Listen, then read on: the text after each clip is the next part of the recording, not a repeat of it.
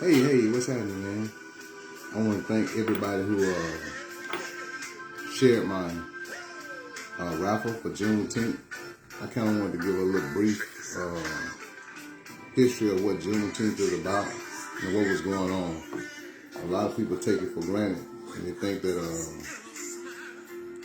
that you know, all of a sudden it just happened. You know what I mean? That Juneteenth just fell out of the sky and freedom just fell upon everybody. Let me know, baby, how my music is. One of the things that I want to talk about is like what was going on at that time. You know, we think in terms of when I was incarcerated. One of the reasons I'm doing this live, and so many places I went to and was having Juneteenth programs, especially in Texas and other places like Mississippi. People always made fun of us having a program for Juneteenth simply because they didn't understand what was going on. You know, they think because they came up in, hey, Ro, how you doing? Think because they came up in technology that all of a sudden that people can make a phone call. Like they can make a phone call from Washington and say, hey, man, freedom slaves down there in Texas. But it wasn't like that. You know, there were several states that weren't free at the time. There were one in South Carolina that celebrates it's not really Juneteenth. I think it was April. Their Juneteenth or their celebration of freedom is April. Then you got West Virginia. Then they came around the Gulf. So when General Granger left, he had sent troops ahead of him, like 2,000 Union troops ahead of him. We have to remember now that the South, most of the South, was still a stronghold for Confederate troops. In that what was it? I think it was the Army of the Trans-Mississippi, who were under General Lee. They were still fighting, and so they had control of the Red River and all the places that you could really cross from the Union side. You know, after Vicksburg down, when they come down through Louisiana, where they could cross over in Natchez and cross over onto the Louisiana side. You know, to get to Texas. So they had to go all the way around because the Confederates still had control of that side of the Mississippi, the east side or the west side of the Mississippi.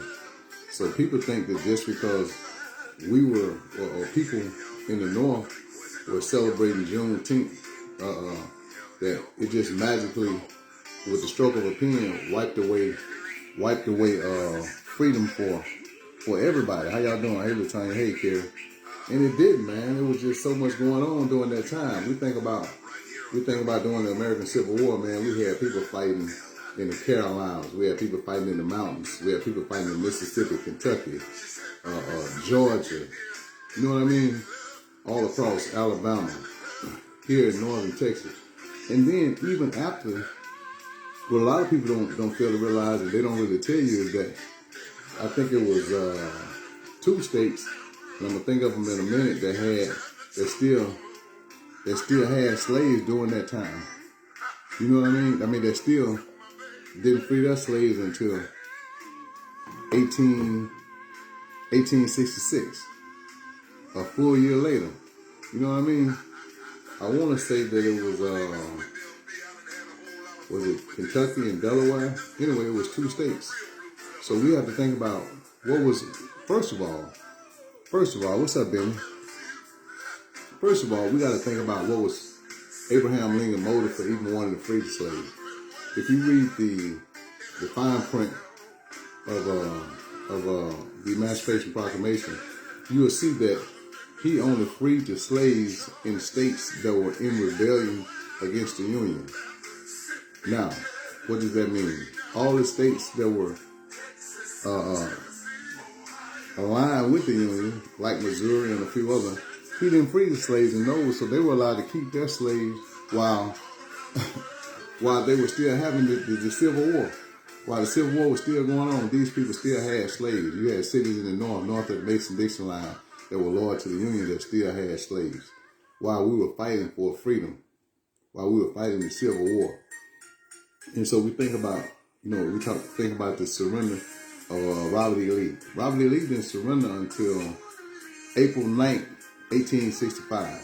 This is only a few months before. This is a year.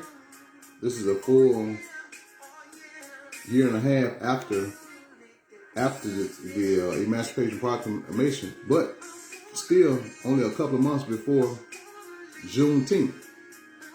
You understand what I'm saying? But Texas was one of the largest states that had slaves. I think Mississippi had more slaves per capita in the South. But you know, what's up? What's up, sis? You know what I mean? So I just think that I think we take it for granted what was going on. There was no cell phone. There was no wire that they could send messages from here to there. You're talking about the Union Territory.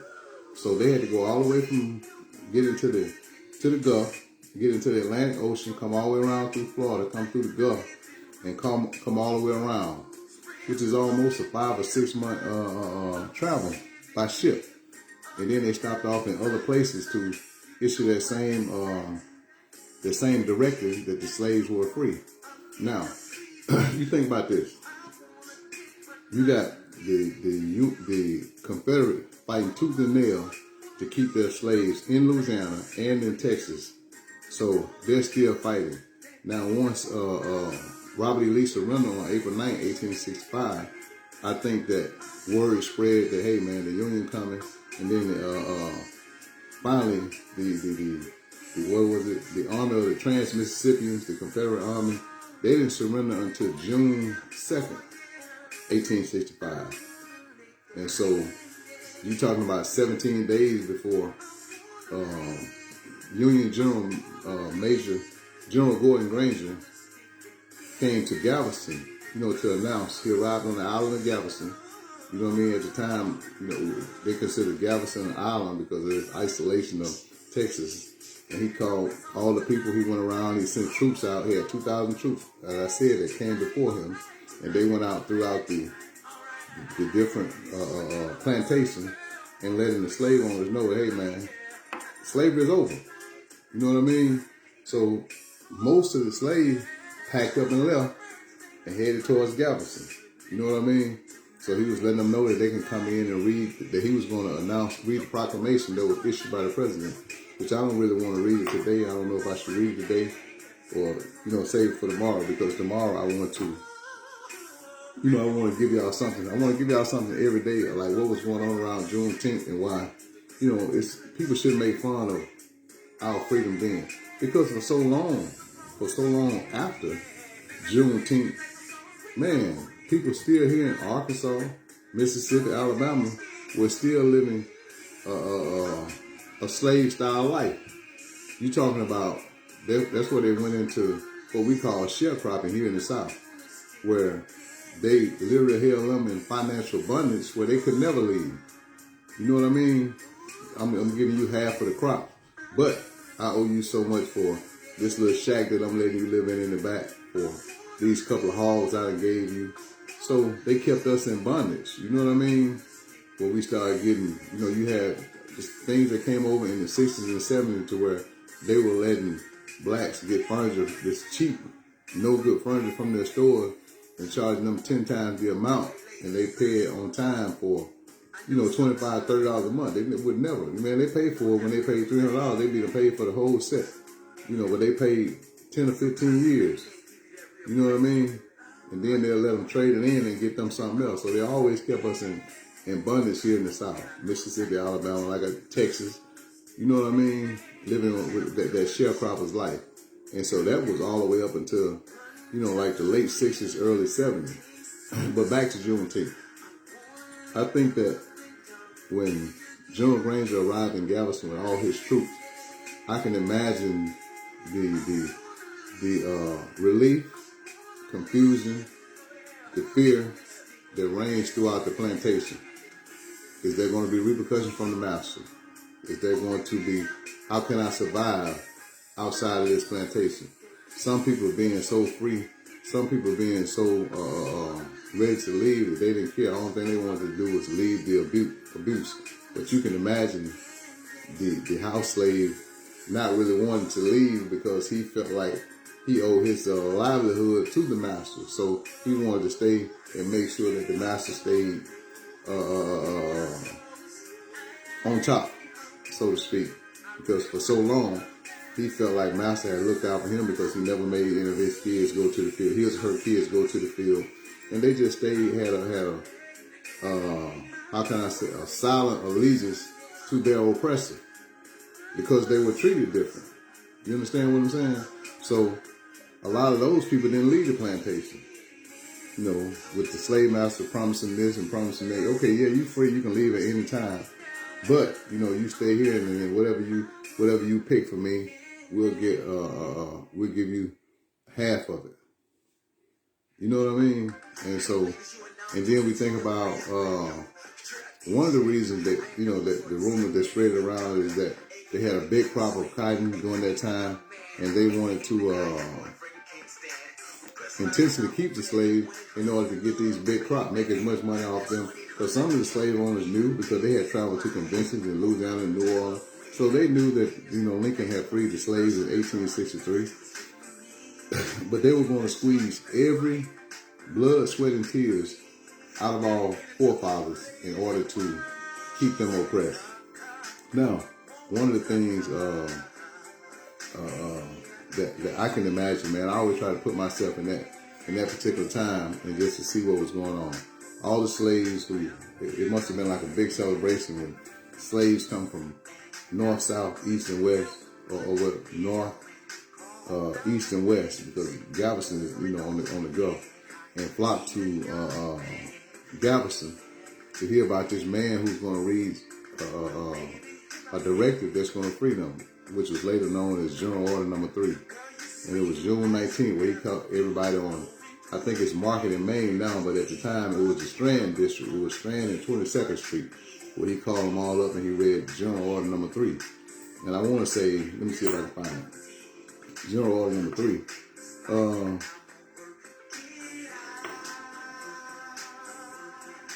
So I want to say that it was, let me find General Order Number 3 right quick so I can read it. I really wanted to read it, but I want this to really soak into people. It said, the people are informed that in accordance with the proclamation of the Executive of the United States, all slaves are free. This involves an absolute equality of personal rights and rights of property between former masters and slaves, and the connection heretofore existing between them becomes that between employer and hired labor. The freedmen are advised to remain quietly at their present home and work for wages. So here we're saying the directive is kind of like telling them, you know, you should stay on the plantation and work for wages. They say, yeah, you're free, but the freedmen are advised to, not ordered to, but are advised to remain quietly at their present home and work for wages. So you still want me to live in this across the track, behind the track here on the master's plantation? You talking about somebody who has oppressed me for over 400 years and held me a slave, but you want me to stay here and remain quietly and work for wages? All right. They're informed that they will not be allowed to collect at military posts and that they will not be supported in idleness either there or elsewhere. Means that if you don't do nothing, you don't get nothing. As simple as that. That's basically what the order said. In addition, you know, people are high and mighty on the General Order Number 3, but I think the General Order Number 3, what's up, JP? I think the General Order Number 3 was basically telling people to, man, stay in your place. Yeah, you free, but I want you to stay here on this plantation and work for master and still help him. He gonna give you a little something. You know what I mean? And you free to leave if you want to. But if you're caught, that's where it came with the loitering and the vagrancy law, to where if they caught blacks who weren't considered working, they could lock them up and put them on plantations or farms like Angola and Parchment. That's how Parchment came about. You know what I mean? That's how big prisons like that. That's how big prisons, the vagrancy law. That's how all those came about. To where, you know, where you had blacks who were out and, you know, they had vagrancy law where I could lock them up for 60 days, 90 days, or even 12 months. And I'm going to get free labor out of him with the ball and chain.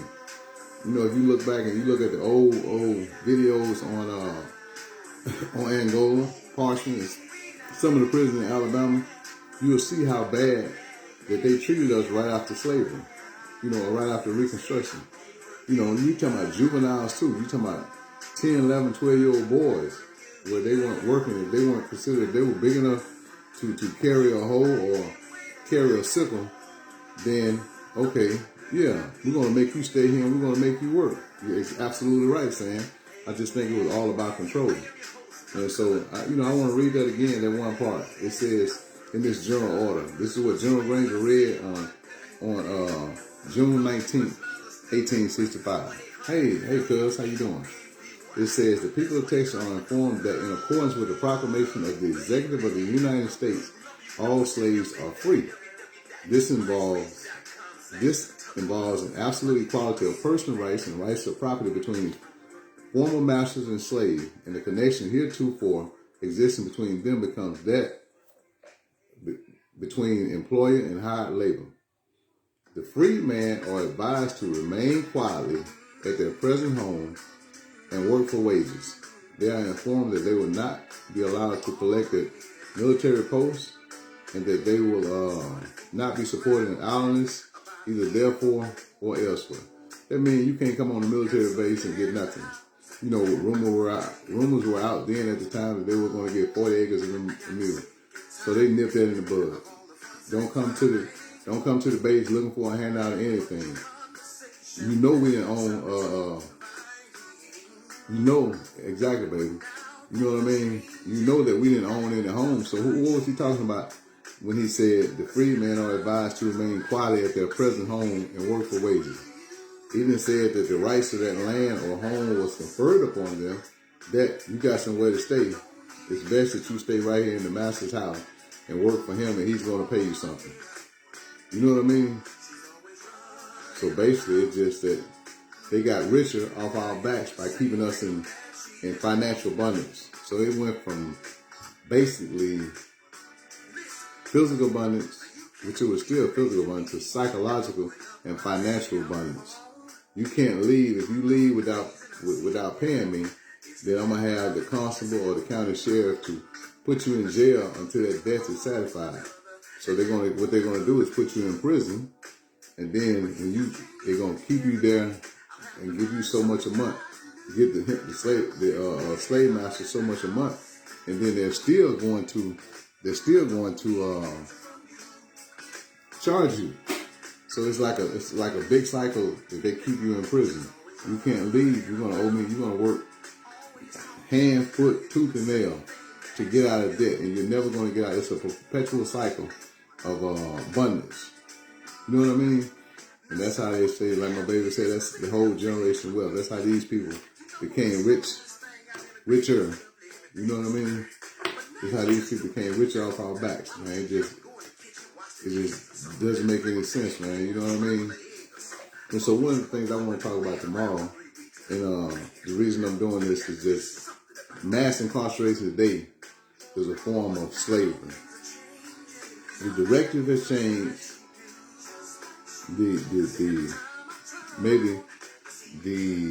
How can I say it? The abuse has toned down in 80 to 90% of the places, but it's still a form of slavery. And we got people in prison that work and don't get paid any wages. It's slavery. You know what I mean? The judge didn't sentence them to forced labor. There's been a few cases won, but most prisons and penitentiaries still have people working in the fields. You know what I mean? And then we got to look at all the disenfranchised blacks that came out of this. You know what I mean? And you got most of the white dominating states had Jim Crow laws that kept us,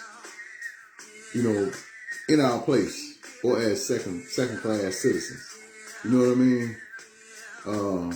I just think that the Great Depression, man, coming up to, we look at Texas, man, and then people, no one should ever, I used to always wonder, before I really knew about Juneteenth, why anybody would even take a breath to criticize. Man, I don't know why they celebrate that day. They just said that they spent 2 extra years in slavery. You know what I mean? Our people are so narrow-minded when in fact we are still enslaved. Everybody who gets up every day is enslaved to something, whether it's a job, whether it's financial debt, whether it's student loan, whether it's whatever, whether it's IRS fines or whatever. You know what I mean? Unless you are, even if you're wealthy, most of the people who are wealthy now, especially African American, we're still a slave to something. You know what I mean? But I still think that it's a great time to celebrate, because the initial celebrations of Juneteenth was about family reunion, was about us getting together and cooking, was about us passing down our oral history. You know what I mean? It was about us, just going to the park, barbecuing and having fun. Most of the time in Texas, they were called Kool-Aid Festival. You know what I mean? Or Red Pop Festival. They always had, watermelon, Kool-Aid, and different things, man. We just, food, people donated food. People donated food and came together. Nobody was charging or anything like that, man. It was just food given away. That's why I like the thing, the way my cousin Ethelene and Ether Kane did in Mount Bayou last year when we drove from Shelby through Winstonville to Mount Bayou out to the Retcon. We had a big celebration. We had the lady who was the matriarch, who was the Juneteenth. Man, definitely. Can't wait. You know what I mean? I really want to go to the one in Canton, but my hometown got my heart. So right now I'm torn between the one in Canton and the one here. So we're gonna have to do something about getting an artist out here, or somebody out here to come out here and put on a show for us, even if it's just hometown favorite Nelly Travis or somebody. You know what I mean? But I intend to participate. Maybe I need to go ahead and get my banners for my car, my ribbons and my posters for my cars. You know what I mean? For my car. So maybe I get with my niece Rochelle and see. It is this weekend, this Saturday. So just let me know, man. Make sure you post something so we can invite people and get as many cars and as many people to come out. You know what I mean? For the drive from Shelby to out to the Retcon. Is it going to be the same way as we did the last year? So it was real nice. Even during COVID, everybody wore their masks, man. They had some cooks that did an outstanding job. Huey Burton. Yeah, see if you can reach out to him and something. Just see if see if you let me know. Depending on what state he is, it's kind of hard. You know what I mean? Yeah. So that's what I think. Sam, make sure you reach out to him or give him my number or put me in contact with him so I can ask him or whatever. But I just really think, man, that when we think about Juneteenth, like, people, I look at all the everything that goes around the 4th of July, how it's monetized with the fireworks and everything. Man, that is not our Freedom Day. The 4th of July is not our Freedom Day, man. The only Freedom Day that we really can celebrate for us as African Americans is Juneteenth. You know what I mean? So, is Juneteenth. You know what I mean? So, I just think that even if we need to, first of all, campaign to get it a national holiday. That's the first thing, other than a state holiday in Texas and a state holiday in Oklahoma and California. You know what I mean? We need to campaign to get it a national holiday as an African American holiday, and we need to,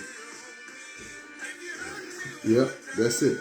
It's just a patriot thing, from 1776 when some of the people, when the American Revolution was going on, even though blacks fought in the American Revolution, but a lot of the whites that were on it wasn't even the Union then, they were on the state side and not the Brit side or the foreign side. They had slaves, even though they had more rights at that time because slaves could actually sue in court. You know what I mean? It was more of a indentured servant type thing, to where they worked 20 years and they're free. Now, if they had children that were born while they were still an indentured servant, then the child would be a slave.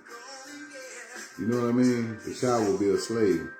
Thus, they would have to work an extra I think 5 years to 10 to 10 in order to gain the freedom of their child. You see what I'm saying? But any child born after they did their time in indentured service was considered free, just like the mother and pops were. Until everything changed. Somewhere between the early 1800s or the mid 1800s, I just think that everything got lost, and where slavery and the importation of slaves became such a high commodity, and it became such a lucrative financial business, man. It runs so deep to where there are so many companies right now today, like Lloyd's of London, all the Bilderberg, all these people who are in power, like the top financial institutions of the world right now, built their wealth, their generation wealth, like my baby said, off slavery, off the importation of slaves. You know what I mean? And even after slavery was over, there were still road ships that were going to Africa, bringing our people over here still. You know what I'm saying? So as I tell people, man, let's call this Jubilee Day, Juneteenth, and let's celebrate it. Like I say, again, I'm going to be raffling off 3 shirts, man. If you happen to, send your money PayPal, your $2 PayPal, I'm going to send you a copy of your ticket. And we're going to have the drawing at 9 o'clock on Juneteenth. I might move it up to 7 o'clock while we're out there at the festival in Mount Bayou and just take them all. You know what I mean? Put them in and let one of the children out there put all the names in a big bucket so everybody can see, and let one of the kids pull it out there. You know what I mean? And then whoever wins, I'll ask you for your address and I'll put it in the mail that Monday morning. Okay. Yeah. Where, at the Recon? Yeah, that'll be nice. Make sure you get your ticket. So we're going to make some nice shirts that are exclusive. You won't see them anywhere else. And hopefully by Wednesday or Thursday, we'll be finished with them, and then I'll put them up. But we're going to give away 2 larges and 1 XL. You know what I mean? It'll be 2 large shirts and 1 XL. So we want to do that. We want to do that to help us, the Reinvention Center. The Reinvention Center is an organization that I'm a part of. My organization, Sail with Sippy, is a part of Breaking Silence with Lisa Riley. She's in Ohio.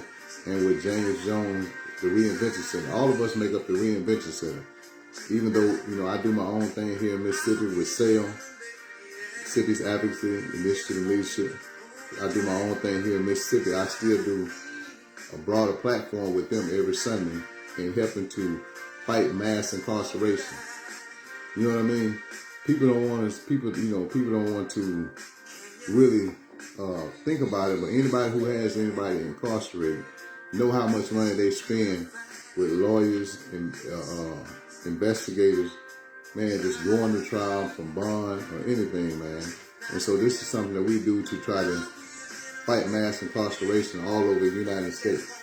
I want to do a greater and a bigger thing in Mississippi because of the situation and the condition of all people here in Mississippi.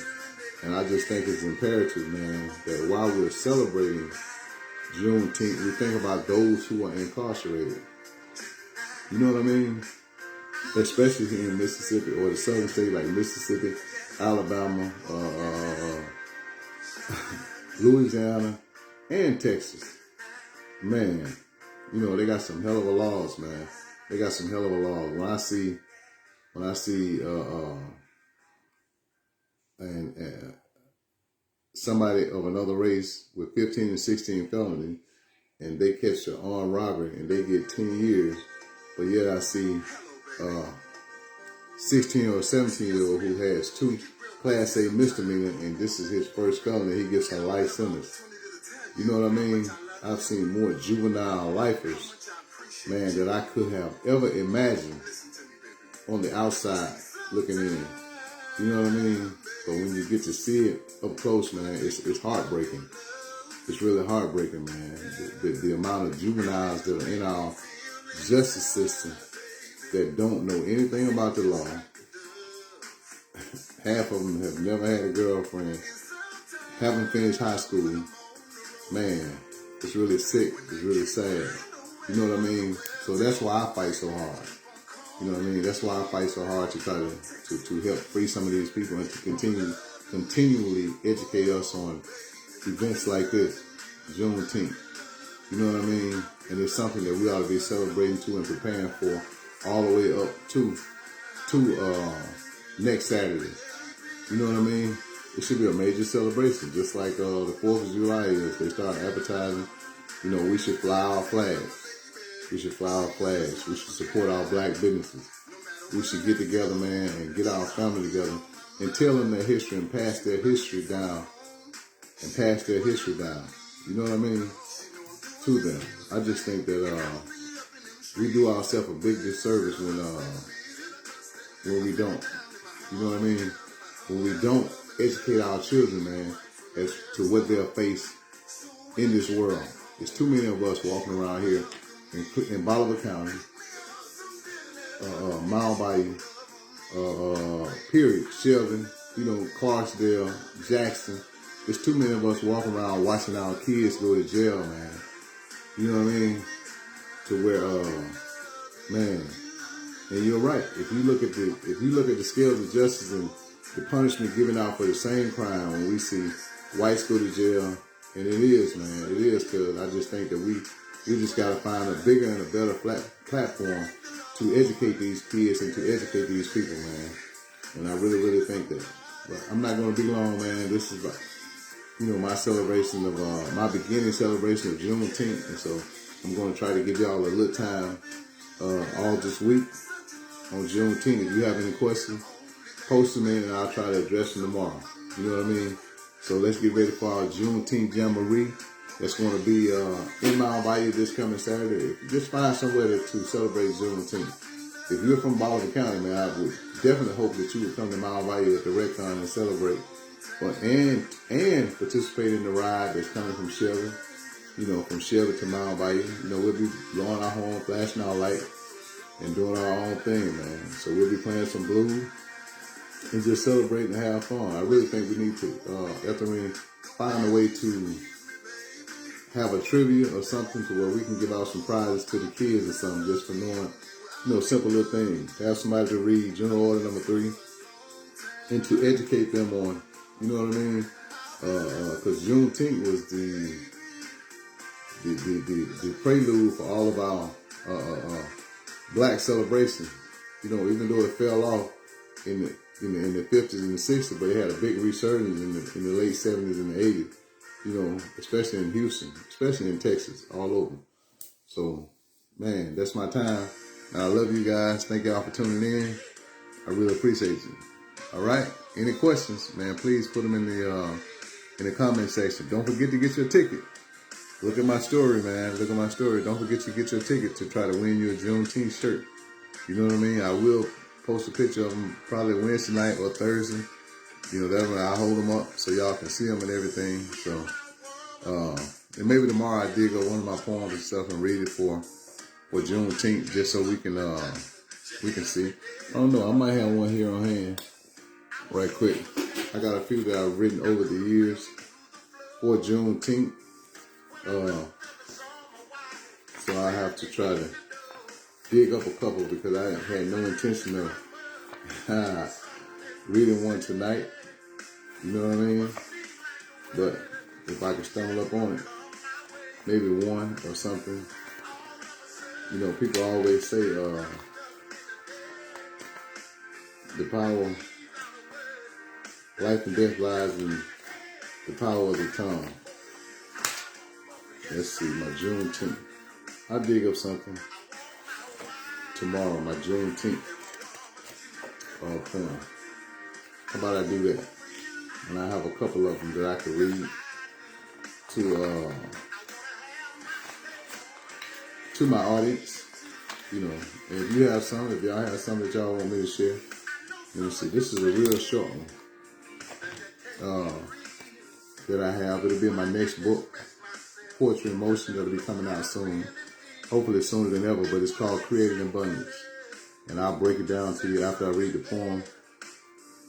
Each line has a specific meaning as to what the poem means, but the poem was called Creating Abundance. It says, look at me sideways, and you may know my land, a place now hidden where God first formed man. Took one of my ribs and gave me a companion to share, one whom I truly don't know because I don't know myself.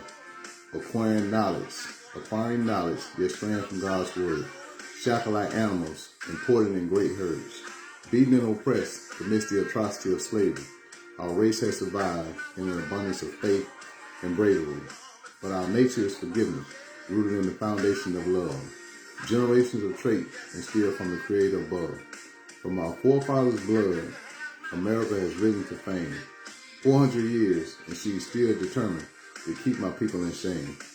Now in this land called Texas, freedom came late to thee. But as I sit around and ponder, I wonder, am I still free? So that's all. First line, look at me sideways and you may know my land. That's just speaking of Africa. A place now hidden where God first formed man. Of course, the Garden of Eden. Took one of my ribs and gave me a companion to share. Refers to the woman, Eve. One whom I truly don't know because I don't know myself. Which is true. Acquiring knowledge, yet straying from God's word. That's the knowledge of truth. Shackled like animals imported in great herd. That is slavery. Beaten and oppressed amidst the atrocity of slavery. Injustice. Our race has survived in an abundance of faith and bravery. It's the civil rights struggle. But our nature is forgiveness, rooted in the foundation of love. That's just a combination of black people. Generations of trait instilled from the Creator above. That just says that we are God's people. From our forefathers' blood, America has risen to fame. And from slavery then and now, with mass incarceration, we're working prison industrial complex. That's how our forefathers' blood. We're the ones who were in slavery before 1865, 1863, and even after, through prisons, through the chattel slavery of prison. 400 years and she's still determined to keep my people in shame. Just simple discrimination. Now in this land called Texas, freedom came late to thee. Of course, Juneteenth. But as I sit around and ponder, I wonder, am I still free? Simply incarceration. Creating abundance, y'all. From the book Poetry in Motion, coming soon. I'll find a couple more, one tomorrow. But I'm going to end with that. Y'all take care. Man, what's good, man? Always, man. Maybe I had to start a class where I got to teach it once a night and address some issues that was going on. Matter of fact, I'm going to try to find some issues that were going on in 1865, some little known black history, notes of 1865, so people who celebrate Juneteenth can understand what was going on in the other part of the country. There was so much going on. People just think that in 1863 that the war just ended after no, man, them people were still fighting to hold this land. Like I say, man, Robert E. Lee didn't surrender until April 9th, 1865. This is right at a year and a half after the Civil War, after the Emancipation Proclamation. So he had his troops still fighting. They don't tell you that. They don't tell you, you don't see that in a footnote of history. All we see is Eli Whitney, invented the cotton gin. They don't tell you that that they had to destroy all the South money in order to break them, because the South was winning a good part of the war. So they had to go to all the Europeans and all the people who they were importing cotton to not accept their money for goods and services. They stopped accepting. What they did, they put a moratorium on their money, so nobody would accept any money from the South. We had two presidents at the time. One of them is the brother who owned the slaves that I.T. Montgomery come from, the one that freed Mount Biden. So it was so much going on at that time. If they don't destroy the South currency, they don't tell them what we would be today. You know what I mean? But they had their own banks, everything. But they had to convince the countries the other countries that were where we bought imported goods from to say that their money wasn't any good, that the South money wasn't any good. So they destroyed their financial institution. And so that what gave them up in the war. They couldn't buy any more ammunition. They were buying ammunition from overseas, just like the North was. You know what I mean? And so, you know, it's a long story, man. It's rooted deeply in history. It's a lot of things that went on behind the scene that caused us to prevail in that war. The North to prevail in that war. Man, don't think that the South wanted to give up that fast. But anyway, I love you guys. Y'all take care, man. All right? Tune in tomorrow.